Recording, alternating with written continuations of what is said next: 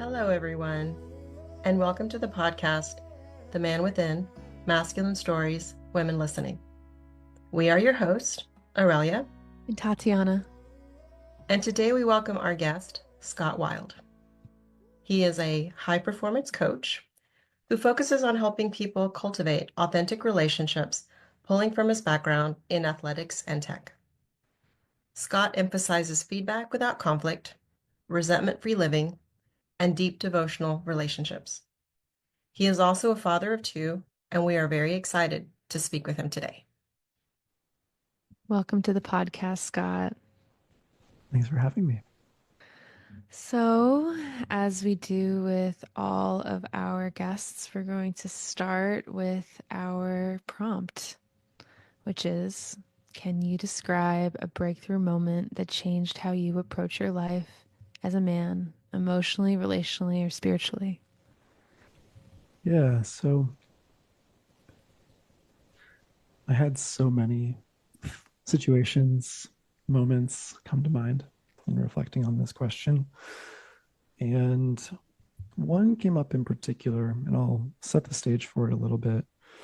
So in my younger life, I was a software engineer, went really deep on that, got really good at that. Spent like several years just being a professional software engineer and very successful.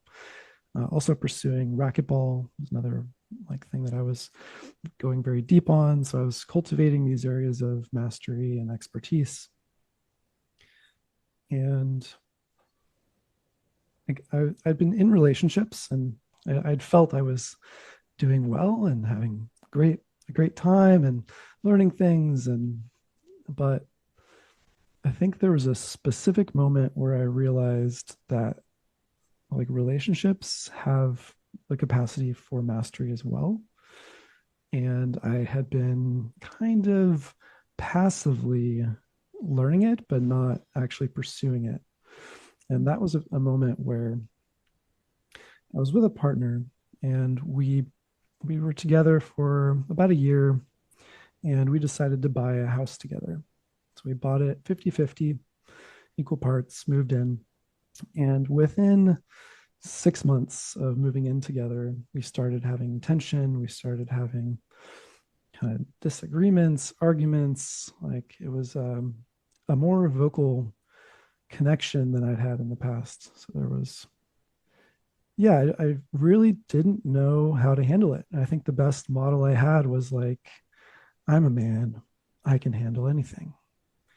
I'm strong. I can persevere. No matter how hard it is, I'll just get stronger by going through it. So I sat, persevered, tolerated, and the connection ended up kind of breaking, like where it wasn't working for either of us. We had off and on moments, and ended up breaking up 6 months after we bought this house together and moved in. And I had this similar kind of bullish mind. I wanted to live out the lease. We built this house together, bought all these things, put everything where it goes. So I'm going to stay in this house for, until I feel that I've capitalized on the amount of effort it took to get there. So I stayed in that house for another, I think it was like eight months or so, in the house with this past partner now that I had broken up with. So this was the moment where I kind of realized, oh, I've got this really big blind spot around how I am in relationships, and something's not working. So I was started kind of dating again, and I was still holding this idea of man, how do I get good at relationships? And this person I went on a date with invited me to this practice called authentic relating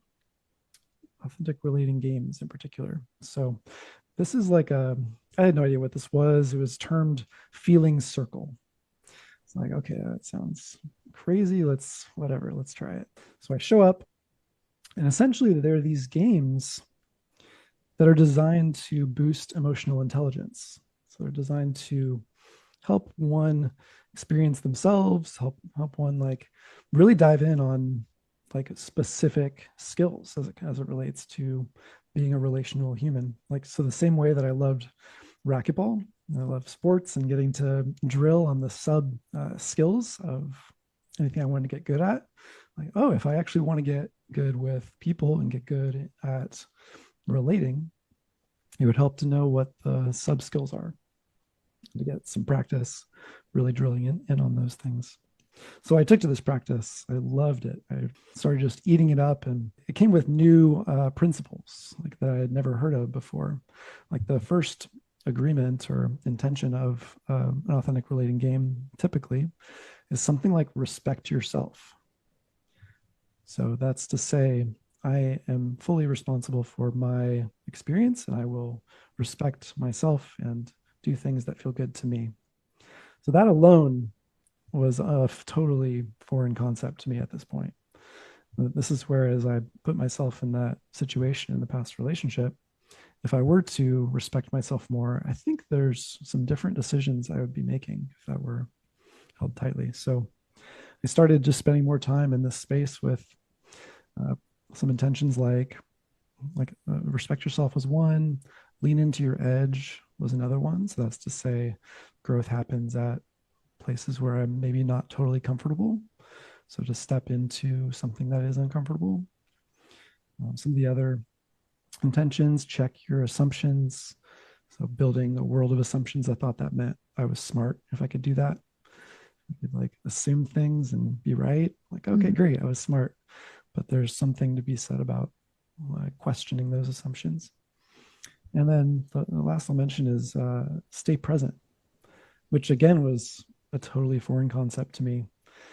I had no idea what this meant, uh, but took some time to kind of figure out and like, oh, thinking is not present, generally speaking. Um, so I got very excited about this and really dove in, and this is where my life started taking a totally different turn toward this kind of work and this kind of thinking. So I started attracting friends into my life who, practiced or had some sort of mindfulness practice and really like actually saw me more to my essence and started to reflect me and how they perceived me, which me being again coming from sports and having a big chess background, I love getting feedback, period. So like getting real-time feedback on how I'm being received, that was such a gift. Like it had me care more about how I'm showing up in these relationships in life and with any partners that I was with. So that like showed up especially more later. These were some of the threads that started me on this path, and that was what I would say is a huge breakthrough chapter of my life was waking up to my impression on the world, how I show up in the world, and also building the skills around boundaries, how to have a conversation about something real without it being an argument or without like uh, saying something that someone could fight with or disagree with. So I just started collecting these really useful skills and principles and tactics, techniques, all these things. So I started just up leveling myself as a person to be in relationship with. Mm. I love that last sentence. Up-leveling yourself. You said it better than I can repeat it, but that's so beautiful also to hear that you come from this competitive space Mm-hmm. of sports and learning how to build skill sets. And I'm curious for you because it sounds like it was a breakthrough and it was fun and exciting, but I'm sure there may have been also some challenges there or like stark moments of realization. Is that true? Yeah, absolutely. Being in a space where people saw more so like the real me or saw beyond the things I would do to impress, any patterns I had would get called out or would get like pointed out, like, oh, that's what I'm doing. Like, oh, I'm actually just saying all these things to impress you. And why? So there are definitely moments of like, oh, I have this pattern. It's probably not actually helping me. And honestly, I kind of loved them. I loved getting to see myself, see what I'm doing that maybe I think everyone's doing, like this impressing thing. Like if I start a date and start talking about these things that I'm really good at or know a lot about, yeah, the person's probably going to like me, but they're probably actually liking an impression of me versus the the real me, or like liking me for who I actually am and what I actually express through. So yeah, there are a number of kind of tougher experiences where, like, let's say I like need to let go of an identity of like always being right, for example. Like if I had like I can't say anything that's wrong, that means I wouldn't really be stepping into conversations that I don't know much about. I would just kind of stay quiet. So that was another kind of space. Mm. Yeah, I think there are probably like countless lessons that may have been like subtly integrated. I think I've kind of refactored my mind so many different times now, to use a programming term. It's like I've completely rebuilt the structure on which my mind's built, like the beliefs, the mindset, different ways to conceptualize things. I think I adopted what I grew up with, which is like, commonly held beliefs like you get what you put in, something like that. Or yeah, I've pretty much let go of any of the beliefs that are like really commonly said and tried to like actually consciously build my own like core beliefs around different things. Wow. Well, I'm hearing you talk, and I know that, we as individuals can start a path of growth and self-growth and awareness. And then it gets tested when we go into a relationship. And, we have to put our new tools, to the test and see, who we are now. I mean, we have a perception of where we believe we are, but then those relationships mirror back to us where we actually are. I know you're now married, and you've got new babies, one already here and another one on the way. So how did all of that translate into the relationship? All your discoveries that you had made on your own? Yes, so many things to say here. So yeah, I practiced polyamory for a number of years. That was a big part of my interpersonal story. I have a friend who calls it relationship hard mode, because it like Yeah. it really brings up like to be, let's say, seeing two people in particular in a more serious way. It's kind of the idea with polyamory is you're able to love multiple people. uh, that really can bring up a lot of things for those involved, and it also requires really good communication skills, namely to be like clear, consistent, to be like forthcoming, to be like share things like as they're important to be said. So I learned a lot just from that practice, just from a lot of uh, received pain or hard experiences from partners or from myself. And I want to be different around how I like talk about this, or even how I like am with this. Like maybe I'm pursuing a new partner, like finding out how much does my current partner want to hear about this relationship, or what's the way that this would actually make sense to this person that I'm seeing. So a lot of things around that were already in there.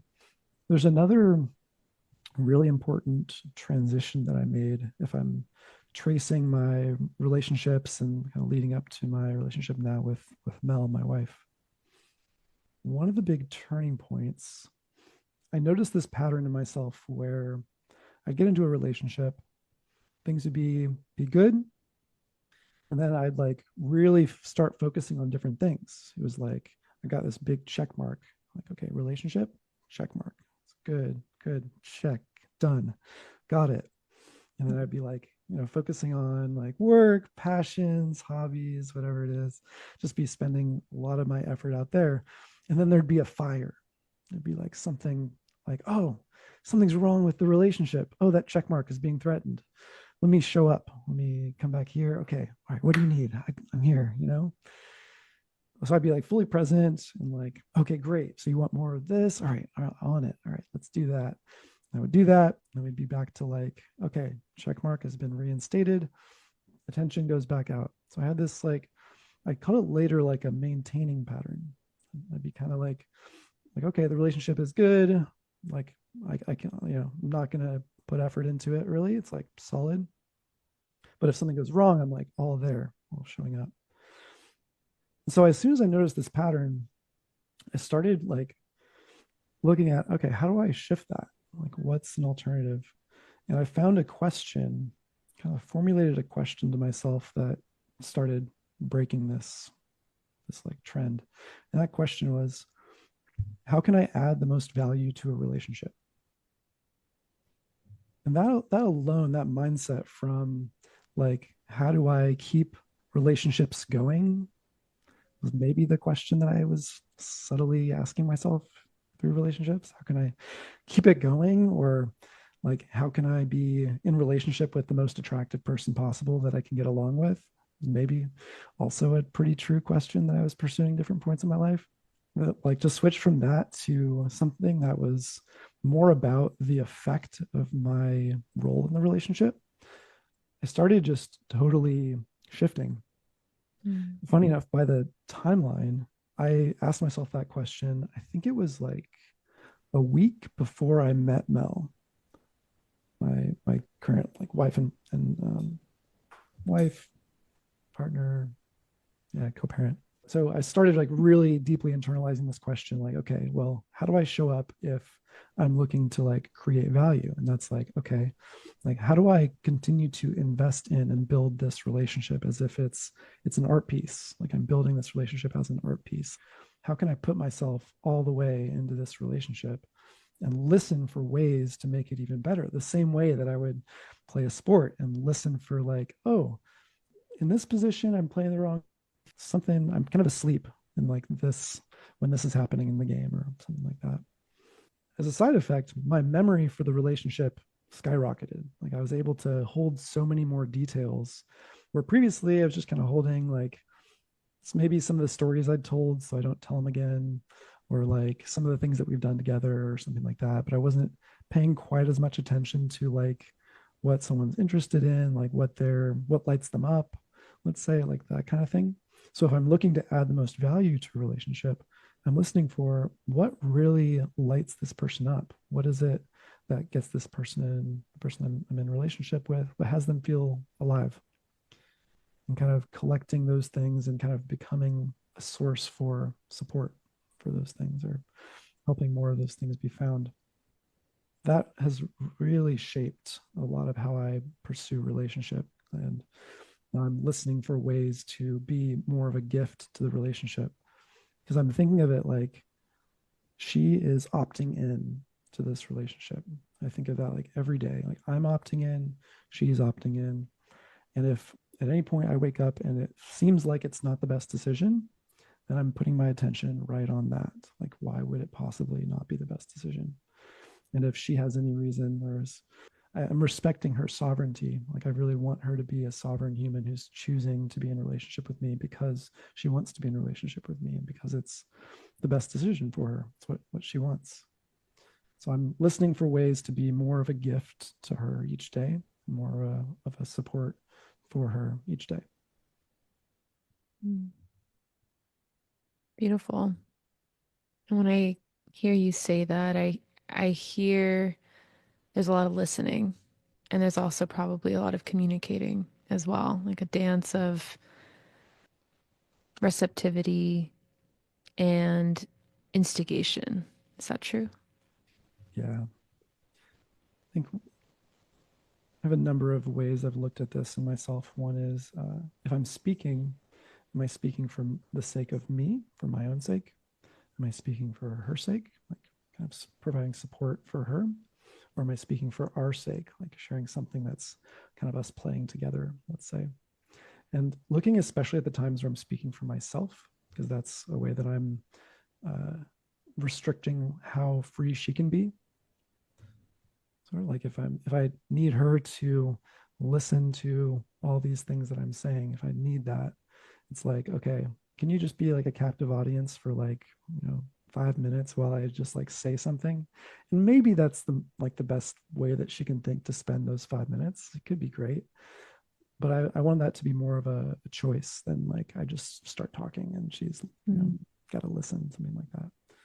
So for me, it's been putting attention on that dynamic of when we're spending time together.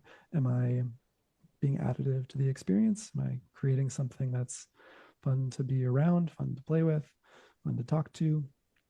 Or am I more like taking things from her, from the environment, from something like that? So Mm. that's part of it. And yeah, I've definitely improved my listening because I want to be able to hear what she's really saying or what's underneath what she's saying and invite that out too.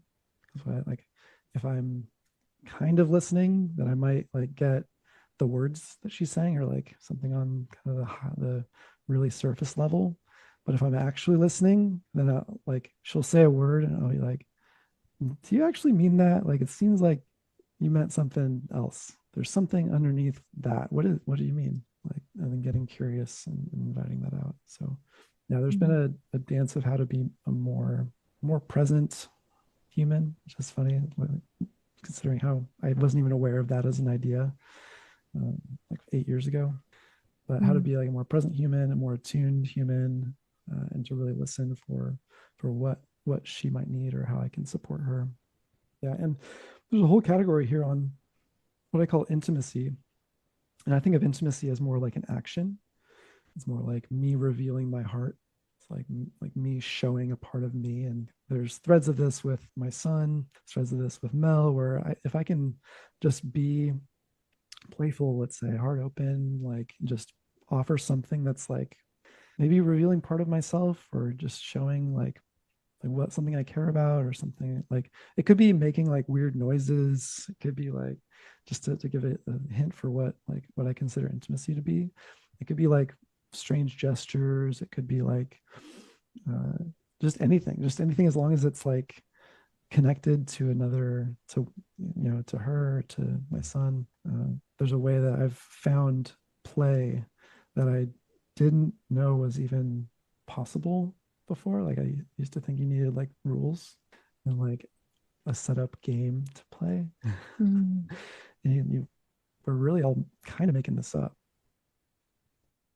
Absolutely. You're reminding me of my mentor, and I've spent time doing work around just consciousness law and emotional intelligence and things like this. And we had a day where we explored play, and it was like the most triggering day of our week together as a group because everyone was coming towards play with a very different set of emotions and experiences, whether that's I'm not really safe to play, I was the last kid picked, to I hate playing tag, I don't want to be it, that stresses me out, to I'm going to destroy you guys because that's fun. It's fun when I win. And it was so interesting because here I am with, I don't know, maybe 12 very grown adults, and brought up so much for us. So I love hearing you say that you're exploring what like play can be, and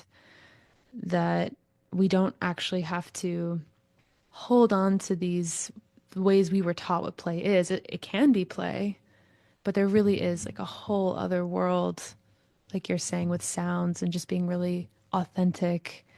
I'm curious if there's anything else that you're finding to be play in your life right now. Hmm. I'll often make up songs and or even like melodies with in particular with my son, but also with Mel. Like just kind of like randomly start singing a tune or playing something, and I think of it like my soul's kind of like channeling through and just like adding a soundtrack to my experience and those around me. So Mm-hmm. that's one avenue that's also felt like yeah, like a heartful play. Before exploring fatherhood and really moving into it, I used to think I got to memorize all these kids' songs or something. It really felt more like work.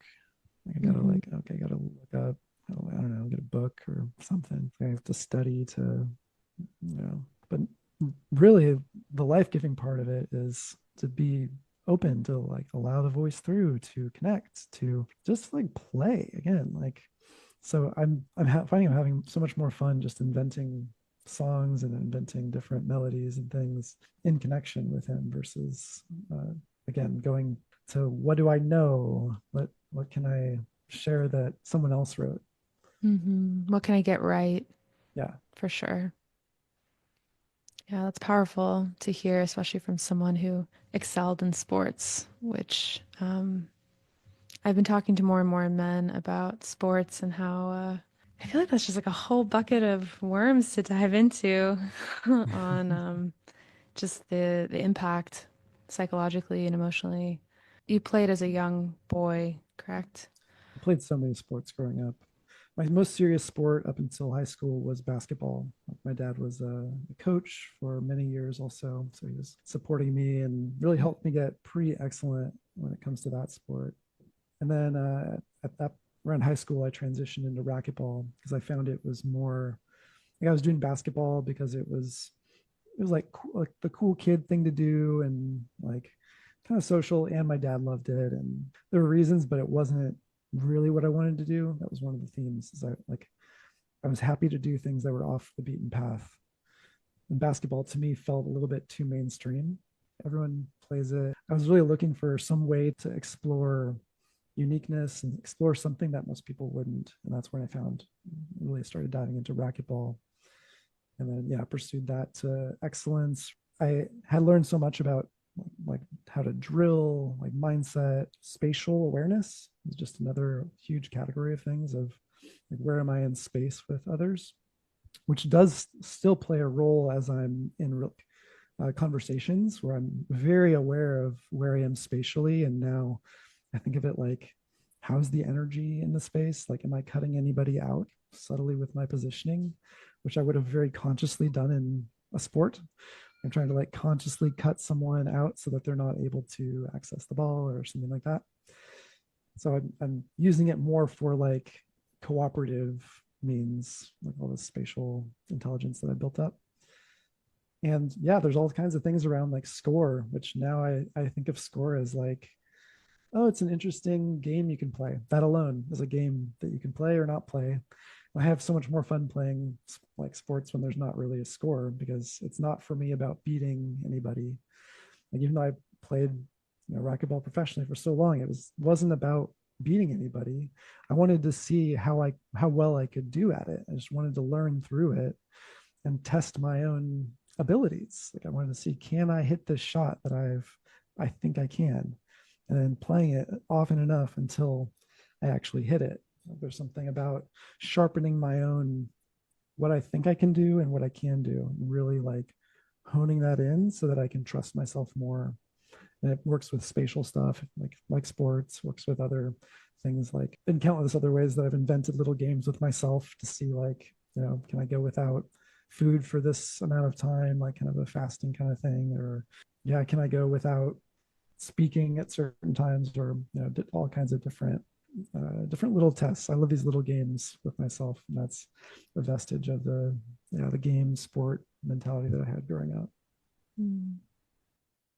No, I think it's interesting to hear how the idea and the notion of play has really, it's come to the forefront at this stage in your life, given that, you're, a relatively new father and of a son. So certainly it would seem like at this stage, that might be a fundamental message for him, because it's like that journey to manhood, for example, it really does start pretty young, and by the ones who are, nurturing and building that man.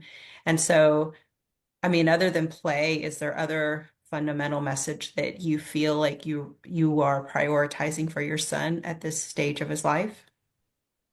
That he listens, that he can internalize. Yeah, I have a few really clear ones that I've been holding as I'm raising him. One of them is I'm continually redirecting him to his own power, his own abilities. So if he is trying to get down from a high place. I think it's a common parent thing to do, to just like walk over there and do it for them. Just like, okay, this, like, you want to get down? Okay, I'll get you down. Right. It's a really, really straightforward thing. And I think what actually happens in that moment is the child learns, oh, if I want to get down, I make noise and then put my arms up or cry a little bit, and then I get down. It's probably the best way. So as long as that works, the child will keep doing it. And something I've been continually encouraging from Charlie, my son, is if there's a way for him to do it, I will show him how to do it for himself. So I'm continually putting the sovereignty in him so that he's actually doing the motions, like positioning his body so that he can get himself down in a safe way, and showing him different ways to do it that are more safe. That's one of the really deep messages that I want him to feel, is like he can do this. He can find a way. He doesn't always need support with different things. Sometimes it's more beneficial. So I'll still like, oh, you want this? You could probably go do it. I'm not going to show you how to walk over and, I'll just grab this for you and give this to you. But for most things, whenever it's possible, I'm encouraging him to find his own way to do it, as a way to say, the world is your play place. It's here for you to explore. It's here for you to interact with, find what you're interested in. I'm just here to support you. Like, I'll show you stuff, I'll show you different things, but at the end of the day, I want you to take the world on yourself. I'm just here to make sure nothing hurts too bad. I'm here to like give you some shortcuts along the way. If there's a way that you can learn things faster, like if I can save you from having 5 really, really, really hard breakups with some sage advice at the right time, I'm going to do that. But I'll try to like share things in a way that when they're important for him. So I'm trying not to like really force his attention to anything. I really want him to like kind of naturally learn and pick things up himself. That feels like such a essential thing, as I think, from like kind of child to adult or boy to man. It's that move from, I need the world to support me, like I need to get things from the world, is kind of the younger mindset, to like, how can I support the world, or how can I serve, offer, provide things. And another part of that is, I don't want him to think of me really as an authority in a lot of ways. So if I trace authority through my life, when I was young, it was my parents. When I was in school, it was the teachers. When I started work, it was like manager, boss. There's always some person who has the authority over me. It was kind of how I was thinking about it. Path to manhood, as I think about it for myself, was when I started actually putting that authority back into myself and say, I am actually the leader of my experience. I'm the one who's creating my experience. There are those around me that are here to support, here to guide, here to help me create my experience. But fundamentally, I'm doing it, and like myself. It's not that I have like caretakers around me who are, oh, I need to do this for me. Like, I've got this. And that's when I started actually like, oh, that's my power. That's me growing into being a man. So that's, I want him to have the experiences of that as young as possible, and to like kind of bring that with him as he grows up. Beautiful. I hear in you a real belief in capability in yourself and in pretty much humanity. You're talking about your son, but to see everyone having the ability to do what they need to do for themselves, lead their lives, say what they need to say, grow how they need to grow. I'm curious what you might say to someone who feels super incapable, who's just like, no, I suck. I screwed this up. I've done this. I've done that. I don't trust myself. What might you say to maybe a young man in that Yeah. situation? The first thing that comes to mind hearing that, there's a reframe available where it's easy to see the gap of how much better things could be. It's hard to see the gold in how things are already. I think that's where like it can seem like I can't do anything right, or I'm always miss this or this. Like, that's because you're focusing on the delta, or like how much better things could be, and not actually appreciating what is. Because really, for like healthy growth and healthy moving forward, you want both. You want an appreciation for how things are right now, for however I do things. There's going to be something that I'm doing really well, really, really wisely, and like really getting like aware of those things. Because if I'm aware of that, not only can I build a stronger relationship with myself, I'm kind of like building trust with myself that if I want to do something, I can do it, like kind of incrementally building trust. But it's also that's where growth actually comes from.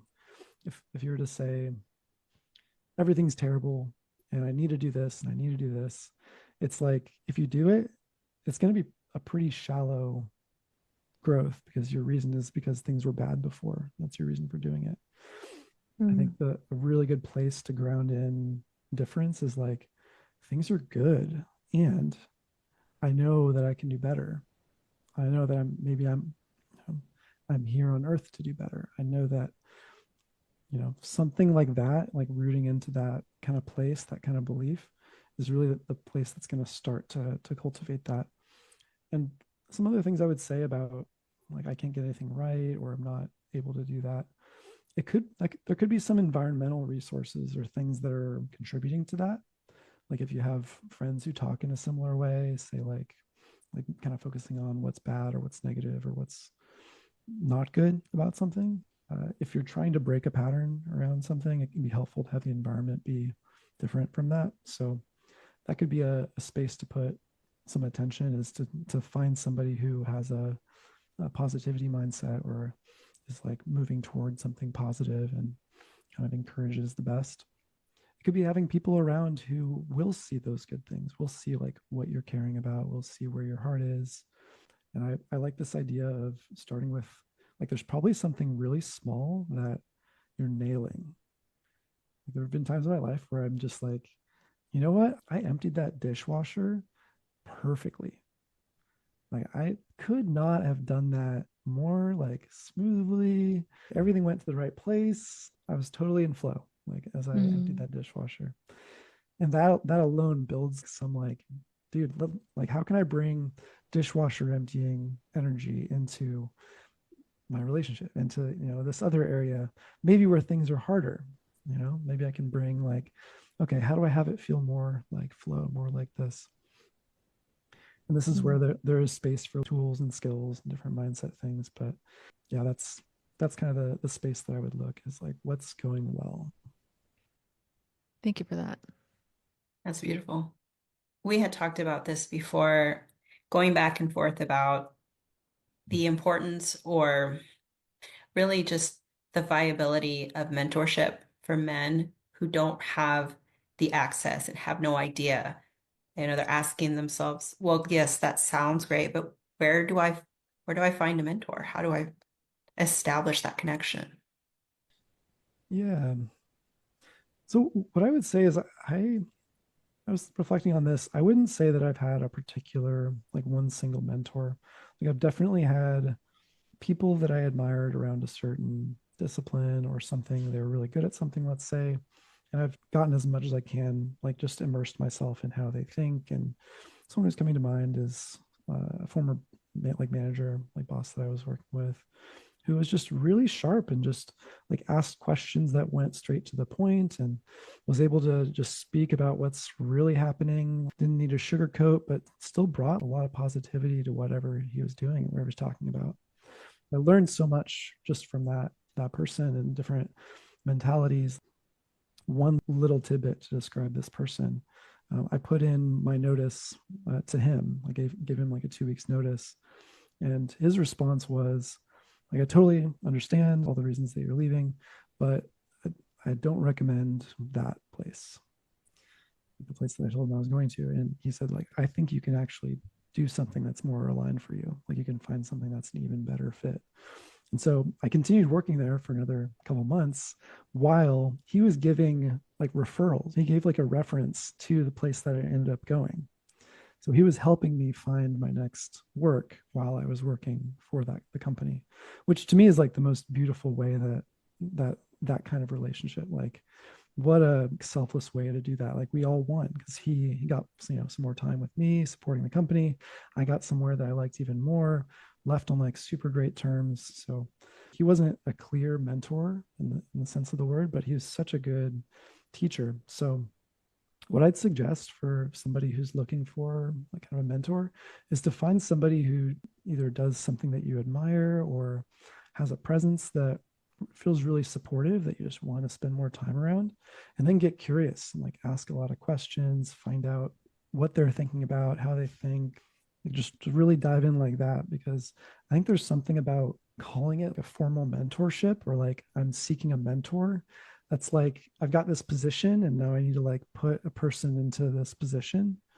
And it's maybe a little bit, it's like thinking in terms of positions instead of like what you really want to get from it, which to me is like I want somebody that I can learn from and grow from, and someone who'll maybe challenge my thinking on something. And I think there's implicit in that is like, am I willing to ask the real questions that I have about my own life to somebody who I think might have a good suggestion or intuition about it? Mm. Because that alone, being willing to bring myself to a conversation with somebody who I really respect, like that can be vulnerable or that can be potentially scary. If like what if they see that I don't have it all together, because I really want them to see this image of me of already knowing everything so that I can be cool enough to be friends with this person or something like that.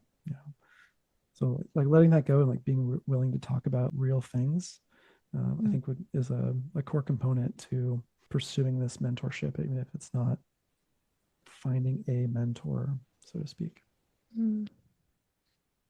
I hear you acknowledging how scary that can be to reveal yourself, to lay your cards out. And I feel that I see a lot of people there who get stuck in that kind of shallow self because anything deeper just feels like, uh-oh, like you said, they might find out I'm not perfect. I'm messed up in this way, whatever. I remember when I started to cross that threshold for myself, it was almost like I couldn't play that game anymore. It was almost just like it ran out. But I'm curious for you what you might say to someone who's still there, who's just like, no way can I let myself be seen by my friends or by my partner. And like, it sounds really nice what you're saying, but no.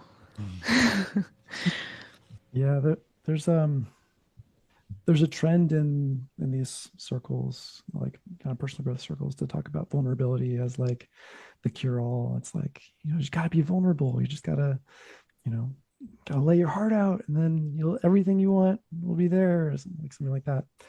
And I think like that kind of conceptualization of vulnerability, it's actually conflating two different things. So I like to like actually draw a distinction when talking about vulnerability, because there's like what I call vulnerability is like the scariness. It's like the fear. It's like I'm literally making myself vulnerable, right? So like being pierced or something like that. Like it's like because it's from the battlefield. It's like I'm in a vulnerable position. That means the enemy can like literally take me down. And that so I separate like the fear part of it, which you can do various kinds of work on and be realistic about.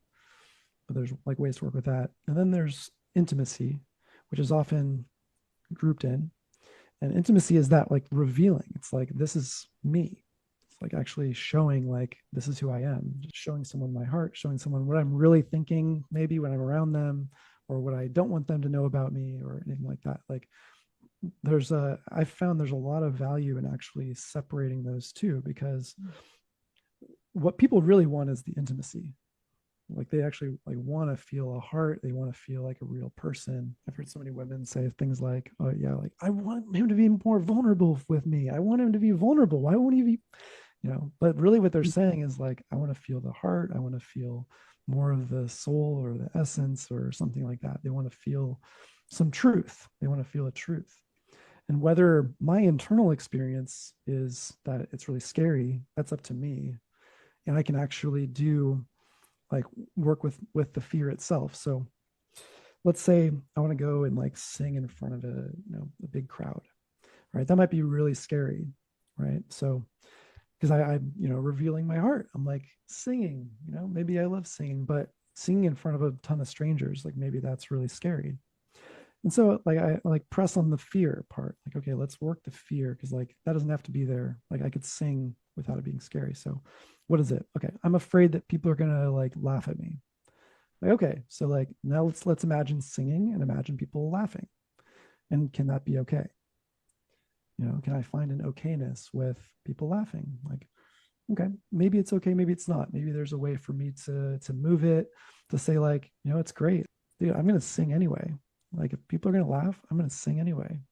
That's what I do. Like I continue to offer like to this space because that's what I'm doing. I'm expressing this. It could be, oh, what if they leave? Maybe I'm afraid that everyone's just gonna like leave, boo. And I can kind of work those things individually and get comfortable with each of those things. So a lot of the way that I work with myself and with clients is more like imagining.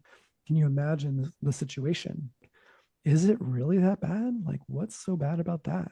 Like, what's so bad about singing while people are laughing? Like, oh, they'll talk behind my back, or oh, it just I'll feel like I'm not good enough, like I'm a failure. Like, okay, what's so bad about failing? What's so bad about someone thinking you're not good enough? That sounds great. Like that's how you get better. So that's part of this is like, can I separate out like what's the thing that I'm actually afraid of? Like when I'm thinking about the friend example, let's say I really want to be seen as tough around you, I'm really puffing my chest out. You don't really see it, but I'm like puffing my chest out. Like maybe I can just like talk about that with this friend. Just be like, dude, like, do you actually care if I'm tough? Like I can like kind of like actually check in and ask like a real question that I'm curious about. Like, dude, like I keep telling you stories that I'm really competent and like really doing some stuff well. Do you mostly want to hear those stories? Because like I screw up a lot too. I've been like kind of afraid to tell you because like you don't Mm. really talk about stories where you fail. So there's a way to name the thing that's happening in a way that's real but kind of playful and like, dude, you're probably noticing this too. Like you may or may not have actually noticed this, but that's what can be a way to get to like a richer, deeper place with somebody where like otherwise you might be having the same kind of conversations over and over and like just getting stuck in a pattern. I love naming a pattern to kind of roast how we are together. That's really fun. And I appreciate you naming, you've said it a few times here, just being able to have maybe more challenging conversations, quote unquote challenging, things that people avoid, people would run away from, and making it fun and making it warm and opening up space for what we all really want at the end of the day to actually unfold, which is more closeness and more truth.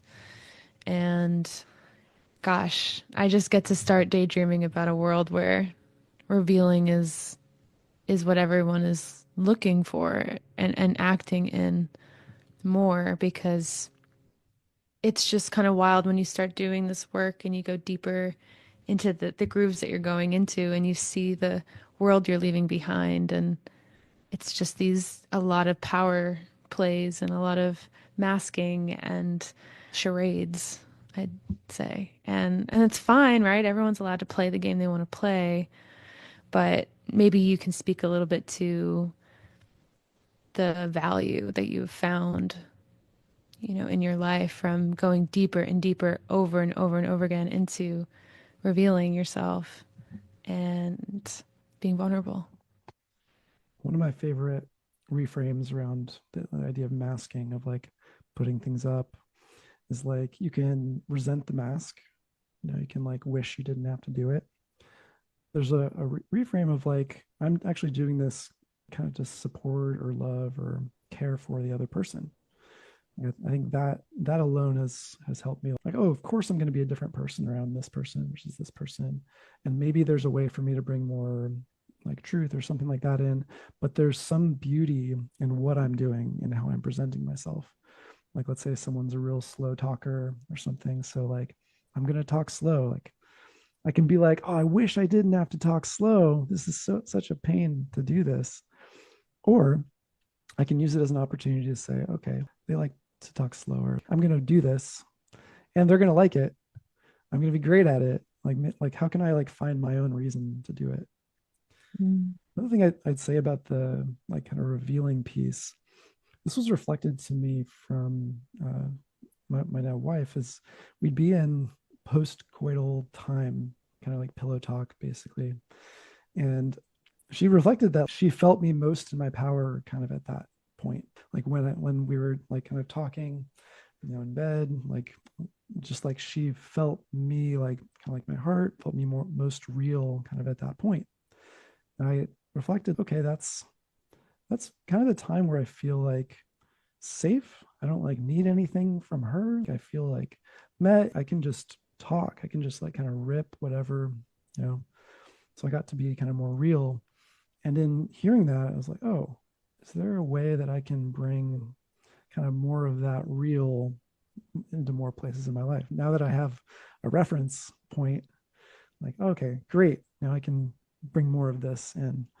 And that's something that I really, at this point in my life, I'm so supportive of feedback. That's why, like, to me, it matters so much. And I've had plenty of relationships just disappear, and I don't know why. I have no idea. There's the things that they said, but it doesn't like something doesn't feel it like it's there. And now I love receiving feedback. Like I love getting to actually soak it up, take it in, and it's helped me like kind of transform myself just from receiving it and getting to be with it, find my own way to it. There's Mm. also like it's a skill to receive feedback, it's a skill to give feedback, and they're both, you can grow in both of those. Mm. But if I wasn't getting that reflection, if I wasn't getting feedback from Mel or from others in my life, like my wife, then I probably wouldn't still be in this relationship. Like I'm pretty certain I wouldn't be in this relationship. We were on kind of an on again, off again, where she would break up with me and get back together with me, and I'd be in the relationship the whole time, but she'd be kind of bouncing up and down. And then a friend, the one who introduced us to each other, told her that I might be good with feedback. I love feedback, so she gave me some really kind of tougher. She laid out like 4 different things.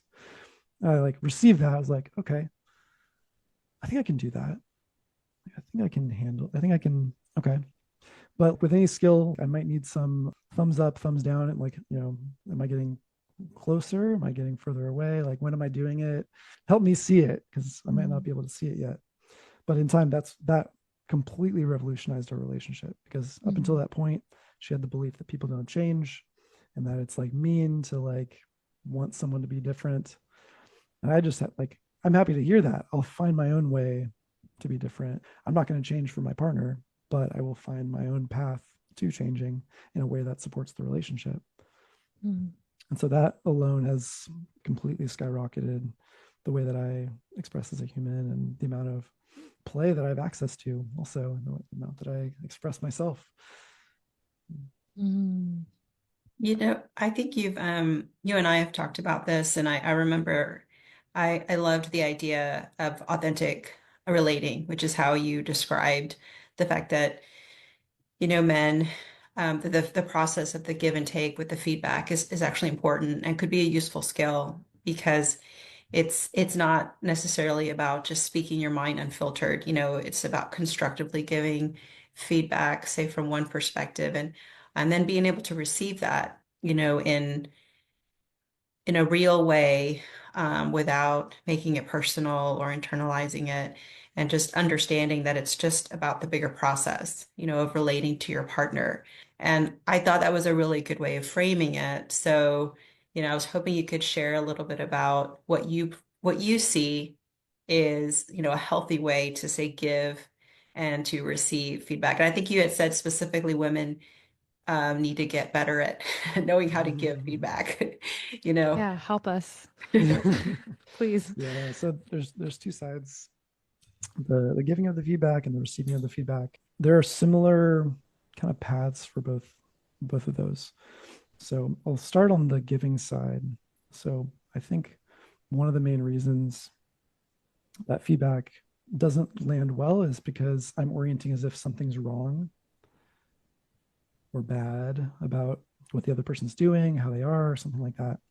And if I have that belief, like let's say, oh, I think my partner's really lazy, right? Oh, it's like such a, sits on his butt all day, like total worthless, something like, if I have that belief and I'm trying to give this feedback, then like that subtext is going to be there. Something you're doing is wrong, and that's going to raise the barrier for receiving it well. Like if that's in my communication, then like whoever I'm telling has to be skilled enough to like look through that and like translate it for you, because you didn't translate it, right? So the way that I talk about and coach around this is to actually find the part that you think is bad out there. So like lazy, right? Do you know the part of yourself that's lazy? Kind of the start. So like, okay, where in my life am I lazy? Okay. And then once I can find kind of like, okay, like when this happens, when this happens, when this happens, okay, yeah, I'm lazy here. You can actually start to say, okay, how does that serve me?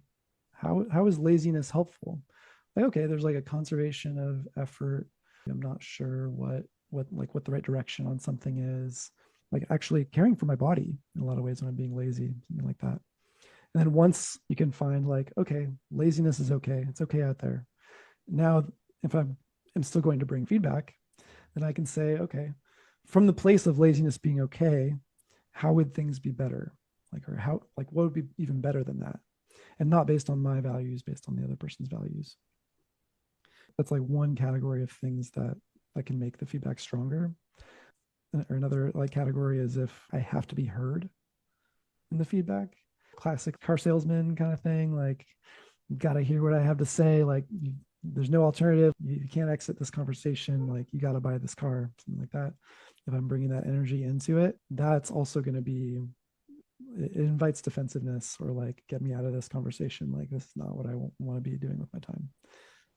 So transitioning those two, like imagining like, what if the person never changes the thing? And through these processes, the feedback's going to get a lot cleaner in a way, because you're not criticizing. You don't have to have them change. You can actually focus on like, how do I make it land well, right? So that's kind of the process on, or the headlines of the process on how to give feedback really well.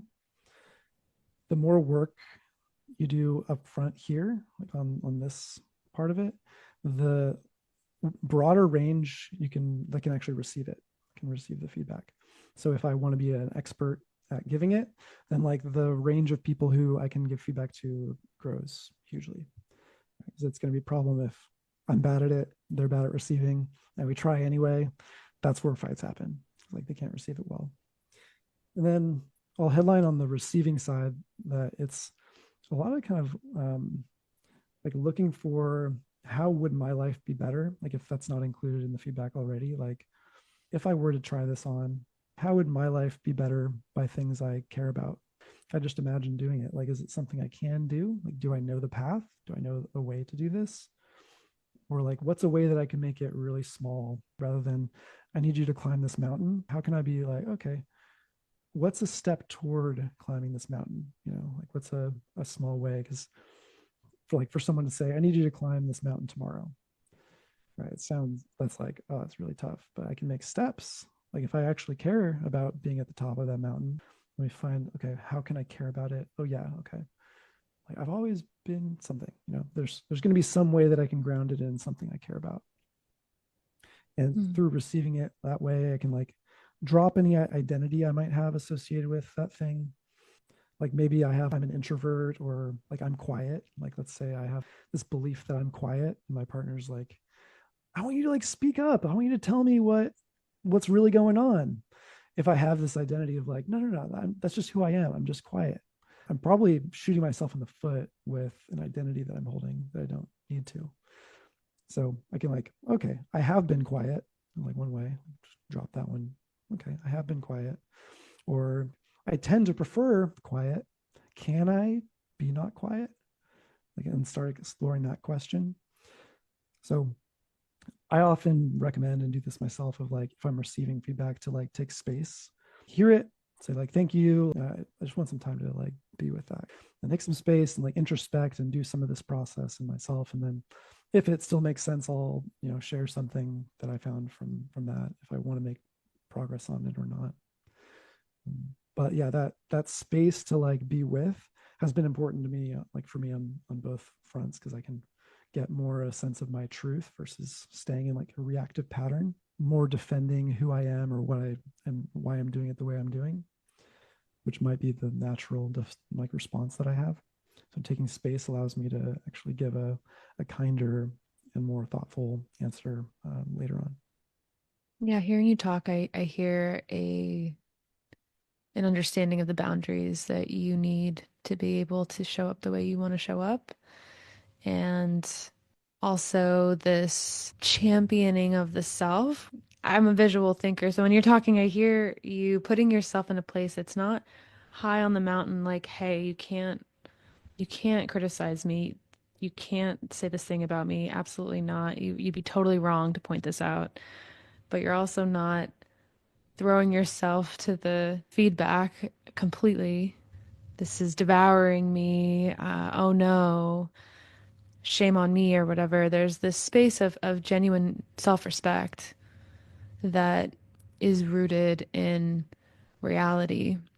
I just feel so calm hearing you talk about it. And yeah, just curious myself, and I'm not even knowing if you have an answer for it, but just curious about how folks can get to a place where we're not pendulum swinging so much, or we get to really embody that more middle neutral space where we can listen without being devoured. We can listen without feeling attacked or scared. Mm. I think what I've found in myself and with others is there's often one of those that's easier than the other, or like that you tend to. So if I tend to like take that mountain approach and say like, I'm fine how I am, back off, I've got this, something like that. If I tend toward that, then like uh, the way to like actually explore that is to really go the opposite direction and say, okay, how can I learn? Really taking on beginner's mind, sort of like, okay, let me Mhm. pretend I like don't know anything. Just get curious, like maybe I can get information I don't have right now or something like that. Or if you're on the regular like self abandoning, you know, I'm worthless. I need this feedback. I'm really screwing up everything, something like that. Like if that's the normal, then it's again pointing to like what am I doing really well? Like what's my skill? Those are kind of like two ends of a like they're two separate capacities, and this is where secure attachment comes in as well. Is can I Mhm. appreciate how things are? Like can I like love how things are or be okay without changing anything? Like that's like one direction, and then there's can I move towards something better or something different and like be open and ready for something different. And you can actually have both of those. They're not competing in any way, but the trick is not just collapsing to one or the other. It's like same with attachment. It's like let's say I like once I'm in this relationship, it's like I'm all in. We've had 3 dates and like let's get married, let's have kids. I'm just like really deeply in the relationship. And the opposite is, you're just hanging out like outside of it. You're like, okay, yeah, we're kind of cool. We're spending some time together, but that's kind of more the avoidant type of approach. The real juice is like actually being somewhere in the middle of that. It's like, I'm okay without this relationship and I'm going to invest. I'm going to look at, okay, how can I step more and more into this relationship? There's like two poles. So yeah, what I'd say is again, if you have one typical tendency, ask, can I do the opposite? Or like, can I like actually swing totally on the other end of the pendulum? And then I'll kind of find like what's appropriate moment to moment, as long as I'm free to do either. So fun. And brave, right? To get out of what you're used to and to recognize and stretch into, oh wow, I can actually be that very confident person. I can actually be that person that is surrendered. Mm. Yeah. Yeah. Like if I have a perception of myself, so many self perceptions are just kind of limiting what might have initially been like really great. Like I love that maybe I'm quiet. That's one I definitely had when I was younger. I'm introverted. Oh yeah, I love it. I'm introverted. I'm just gonna tell everybody that because then they'll understand me and like I won't have to explain myself anymore. And I'm like, oh wait, that's actually limiting me. So I'm gonna drop that one also. It's kind of interesting how we accept like initially the first round of whatever beliefs arise, whether it be through feedback from our peers or our parents, just the community. It's for some reason the first time around it's so much easier to accept and retain that versus when the second or the third pass, as we're later in life, it's become so entrenched that it's so difficult. We resist believing the new potential reality. And so, we let that first impression just kind of dominate. And so if you believe that you're a quiet person, it's going to be very difficult for you to embody and embolden yourself to step out of your comfort zone because that belief is no, I'm a quiet person. I'm shy, I'm introverted. And I mean there's comfort in that, right? It's all part of the self-preservation. But but it's interesting how we accept it so readily when it first arrives. Yeah, I Mhm. used to love dating for kind of a reason that it's like it can be a medicine for this. If I'm meeting somebody Mhm. new, they don't know that I have a history of being introverted. They don't know that I have a history of being like more reserved in conversation. I can actually try on being a different way and like actually being more of the person that I want to be and I kind of explore these edges that if I tried around my friends, they would just laugh at me and say like, "Why are you doing that for?" I am a fan of in meeting somebody, getting to explore what's the part of me that I actually want to include more of in my life. What's the ingredient? What's the oh, I wish I could just start up a conversation with anybody. I wish I could just ask whatever I'm curious about. I wish I could, leave a conversation when I want to, instead of just staying in it until there's like an awkward silence and then saying bye or something. So yeah, I'm a big fan of like getting to explore different edges and different identities and different relationships. Yeah, it feels so creative what you're sharing and true in my perception to the human spirit, which is that we do have access to everything and anything, and we're not nearly as limited as we may think we are. And yet at the same time, we do have real limits too. And this is a question I wanted to ask you right in the beginning because you were talking about with your partner, your wife, wanting to like bring all this goodness and up level the relationship and keep bringing all of that. And yet, of course, there's going to be times where you can't. You're having a bad day, you're not able to do this thing. I'm curious for you how you have integrated limitation because if there's all this ability to experiment, where do you begin and end? Does that make sense? I think of it like my inner like energy level. When I'm really resourced, I feel like could do anything, and like things are good because like I'm just like, oh yeah, this, yeah, I can do it, yeah, I can do it, I can do it, and I'm just in like a positive, high vibrational state, right? I can just do anything, and everything's groovy, and I could probably get along with anybody at that point.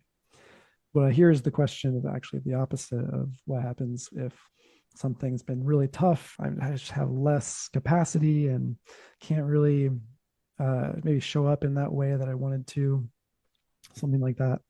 And there's actually a few things I hear in this question, or something I'd separate is like uh, if something becomes impossible to do in a lower state like that, that's actually a really good signal that it's not worth doing, or I don't have a good reason for doing it. Because I believe if my reason is deep enough for doing something and I'm really tapped into why it matters, then like I can be kind of in any energy state and it'll still feel good to do. So I actually kind of like lower energy states or when I'm kind of less resourced from that perspective, because then I can see what's hard or what am I like resenting that I'm still doing, or like what, Mm. like where is life more painful right now? Like just because I don't feel good, maybe I'm sick, or maybe like I'm just really tired or something like that. because I want my life to be full of things that no matter where I'm at, I get more energy from doing them, and I just build myself up more and more. I find that that's especially the case when I'm tapped into a deep reason for doing that. So that's one part of it. The other is there's room for the environment to support me. So like, let's say making the bed, right? Like maybe again, I don't have a great reason for making the bed, or I'm not tapped into it or whatever. I just don't want to do it, but my partner loves it when I do it. So like that can be part of a conversation. Say like, look, I'm happy to make the bed. Like sometimes I'm gonna, forget, or if it does feel good when I do it. And like, sometimes I just can't, like, I just don't do it. Right. And there's room for, if I talk about that beforehand, or we can kind of work something out together. Would you be willing to do that if I'm like, really not feeling great or something like that? Like there's room to kind of build in a system that's also supportive of the important things still happening. If I'm in like a really, like, let's say I have a headache, and like it's just I'm having a really bad day, or like really things are really hard, and I'm getting feedback or something like that. It's like, okay, hold on, can we just pause? Like having some like tools like this are like really useful. Like, can we just pause? Can we like talk about this tomorrow or something like that? Is there a way to like create some space? And there's relational tools. There's things we can agree on beforehand to like work things out. Or like maybe there's some other answer that if I'm working together with my partner and we're a team trying to, have our lives be the best possible, maybe we can work something else out or have something else in place that'll have things work out okay also. Thank you.